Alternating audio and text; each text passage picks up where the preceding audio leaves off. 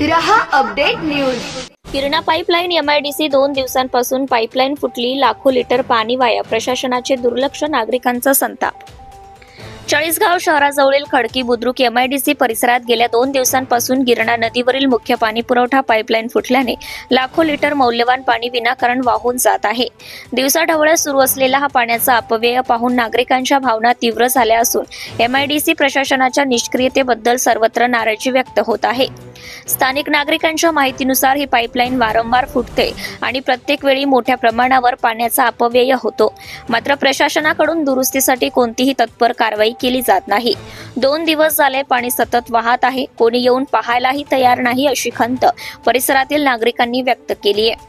या संदर्भात काही नागरिकांनी नगर परिषद कार्यालयात तक्रार केली असता ही पाईपलाईन आमच्या अखत्यारीत नाही, ती MIDCच्या अखत्यारीत येते असा प्रतिसाद मिळाल्याचं सांगण्यात आले। त्यामुळे आता जबाबदारी एकमेकांवर ढकलली जात असल्याची भावना नागरिकांमध्ये निर्माण झाली आहे।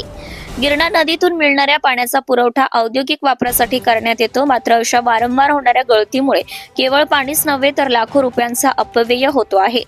याशिवाय शहरात पाण्याची टंचाई निर्माण होण्याची शक्यता असल्याने सर्वसामान्य नागरिक चिंतेत आहेत। परिसरात सामाजिक कार्यकर्त्यांनीही याबाबत प्रशासनाला जागे होण्याचं आवाहन केलंय। MIDC प्रशासनाने तातडीने पाईपलाईन दुरुस्त करून जबाबदार अधिकाऱ्यांवर कारवाई करावी, पाण्याचा एक थेंबही वाया जाणार नाही अशी खबरदारी घेण्याची वेळ आली आहे अशी मागणी करण्यात येते। दरम्यान MIDC अधिकाऱ्यांनी अद्याप कोणतेही अधिकृत स्पष्टीकरण दिलेले नाही, मात्र नागरिकांकडून या गंभीर दुर्लक्षाकडे शासनाने तातडीने लक्ष देण्याची मागणी होत आहे।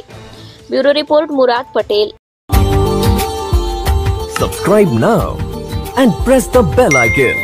Never miss an update.